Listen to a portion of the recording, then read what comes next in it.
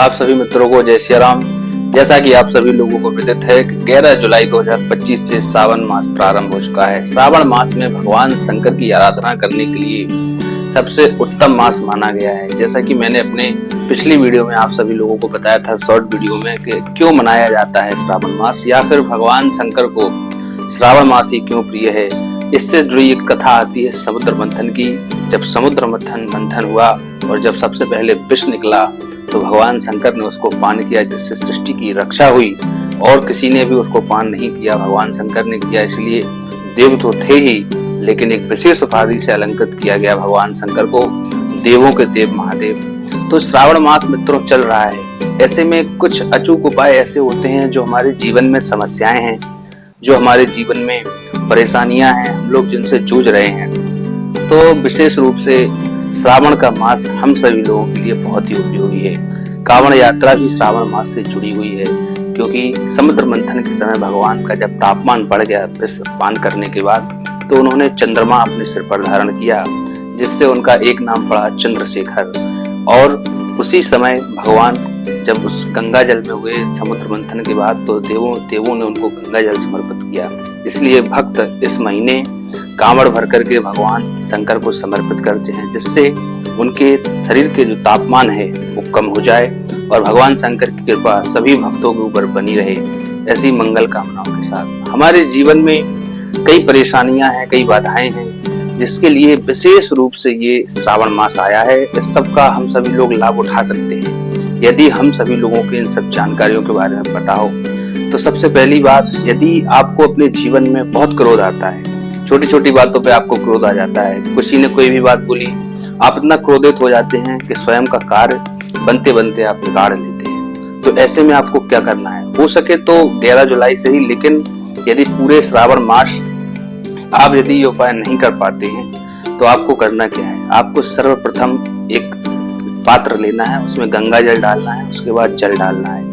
पहले गंगा जल डालना है, उसके बाद जल डालना है। ऐसा नहीं कि पहले जल डालना है फिर गंगा जल डालें, क्योंकि जब पहले से ही जल रहेगा और आप गंगा जल डालेंगे तो जल की मात्रा बढ़ेगी।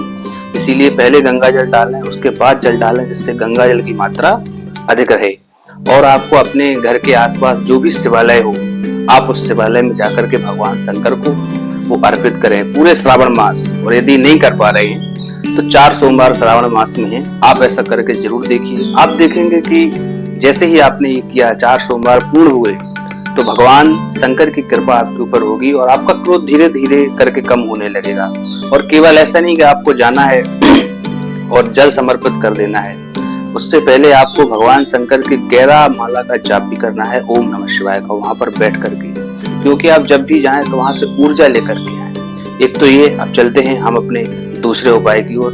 यदि आपके घर में क्लेश बना रहता है, क्लेश कई प्रकार का हो सकता है, पति पत्नी में क्लेश हो सकता है, भाई बहन में क्लेश हो सकता है, माता पिता और पुत्र में भी क्लेश हो सकता है, आपके जो संगी साथी हैं, इष्ट मित्र हैं, उनको भी क्लेश हो सकता है। कई तरीके से हमारे जीवन में क्लेश प्रवेश करता है। आपको करना क्या है? इतना क्लेश बढ़ जाए कि जब आप घर में आए तो चिड़चिड़े हो जाते हैं, आपको कोई भी चीज अच्छी नहीं लगती, हर समय आपको क्लेश ही क्लेश दिखता है, तो ये श्रावण मास आपके लिए है। आपको करना क्या है? आपको दही लेना है और भगवान शंकर के मंदिर में जाकर के उनके ऊपर दही मलना है। ऐसा करने से भगवान शंकर बहुत जल्दी प्रसन्न होंगे। और हमारी जो माताएं बहनें हैं वो दही नहीं मल सकती हैं, तो वो गौरा जी के ऊपर दही मले। और दही मलने के बाद पुनः मैं आपको बताना चाहूंगा कि दही केवल मलना ही नहीं है, उसके बाद वहां बैठ करके कम से कम 11 माला जाप ओम नमः शिवाय की करें। और हो सके तो रुद्राष्टकम का पाठ जरूर सुनाएं भगवान शंकर को। इससे आप देखेंगे जैसे ही आप ये उपाय करेंगे, निश्चित रूप से आपके जीवन में क्लेश घटते जाएंगे, किसी से भी आपका क्लेश नहीं होगा। आपकी बुद्धि पर इसका बहुत प्रभाव पड़ेगा और आपको सकारात्मक ऊर्जा का अनुभव होगा। और चलिए अब चलते हैं तीसरे उपाय की ओर, जो बहुत ही जरूरी है। ऐसे में आपको कई बार देखा गया है कि संतान प्राप्ति नहीं होती है, संतान प्राप्ति में बाधाएं आती है। हम लोग मेडिकली तो एकदम करेक्ट होते हैं, मेडिकल से कोई प्रॉब्लम नहीं होती, लेकिन फिर भी संतान हमको नहीं होती है, या पूरा इलाज कराने के बाद भी नहीं होती। तो ऐसे में आपको क्या करना है? आपको करना क्या है? भगवान शंकर के मंदिर में जाकर के उनका शहद से अभिषेक करना है। हो सके तो आप ये पूरे श्रावण मास करें, लेकिन यदि नहीं कर पाते हैं तो कम से कम 4 सोमवार जरूर करें। भगवान शंकर के पास जाकर के शहद से उनकी मालिश करें। हमारी माताएं मैंने तो नहीं कर सकती, उसका नाम डालूंगा, माता गौरी का कर सकते हैं आप। और वहां से जब आप करें तो कम से कम 11 माला जरूर करें और रुद्राष्टकम का पाठ जरूर करें आप। और सबसे पहली बात तो ये है कि आपको इतने उपाय जरूर करने हैं। और पंचामृत से भी आप एक कर सकते हैं, लेकिन पंचामृत जो है सारी चीजों से मिलकर बनता है, गंगा जल, शहद, दही, और ये सारी चीजें मैंने आपको बताई। तो पंचामृत ऐसी दृष्टि में आप पंचामृत से कर सकते हैं जब आप क्लियर नहीं है कि हमारे जीवन में आखिर समस्या क्या है। यदि आप क्लियर हैं अपने जीवन में लेकर के कि हमारे जीवन में ये समस्या है, तो आप केवल उसी उपाय को करें।